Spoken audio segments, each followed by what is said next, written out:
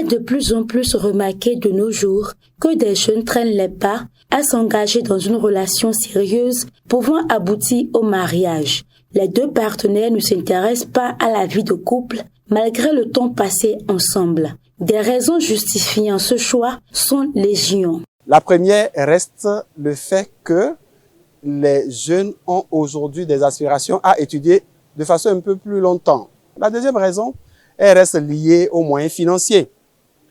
Il y a quelques années, lorsque je rentre dans la famille traditionnelle, c'était la famille qui épousait. Mais aujourd'hui, c'est le jeune à lui tout seul qui doit trouver les moyens nécessaires pour s'engager.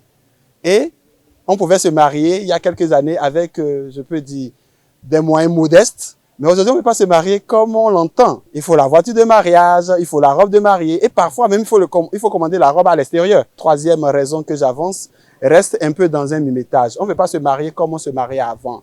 Est-ce qu'on est rassuré que la fille qu'on veut épouser remplit un certain nombre de conditions? Est-ce qu'elle peut faire la star? Elle peut ressembler à une star hollywoodienne, ça à la télé. Donc on attend de retrouver cette graine ou cette pelle rare avant de se marier. La quatrième raison que j'avance, c'est la famille. Qu'on le veuille ou non, la culture a sa place dans les choix. Est-ce que la fille que tu veux épouser répond à telle caractéristique? Est-ce qu'elle n'est pas, par exemple, de telle région? Est-ce que maman est tout à fait d'accord? De toutes ces causes citées, il en existe également d'autres qui freinent les jeunes à se lancer dans cette aventure. Rencontrés, ils évoquent également des raisons. La manière dont nos papas traitent nos mamans ne nous encourage pas à aller vers le mariage. Parce que les femmes sont souvent maltraitées. S'engager, c'est avoir des reins solides pour pouvoir supporter tout ce qui viendra. Ouais. Donc, il faut avoir les moyens économiques pour pouvoir supporter. Vous imaginez un peu, par exemple, ta première relation. Tu acceptes les avances d'un homme et tu restes avec lui. Tu l'offres même des fois ta virginité et après un bon moment, le gars t'abandonne. S'il t'abandonne encore, ça ne fait pas trop mal. Mais il t'abandonne, il commence une nouvelle relation, peut-être avec ta meilleure amie, avec une personne très proche de toi. Ça fait mal, c'est choquant.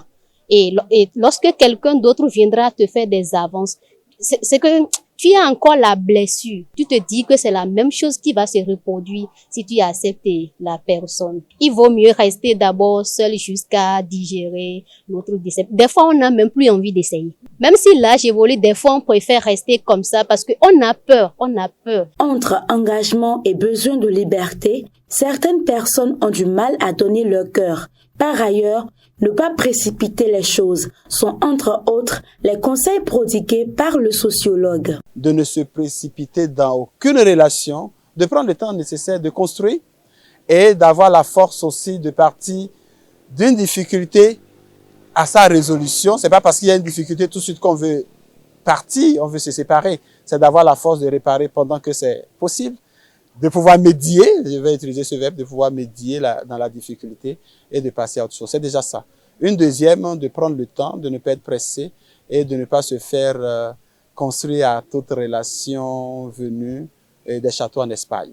Le blocage de l'un des partenaires au moment de l'engagement nourrit des tensions. Quelle que soit la nature de ce blocage, il est primordial de comprendre d'où vient cette appréhension afin de pouvoir s'en défaire et avancer à deux.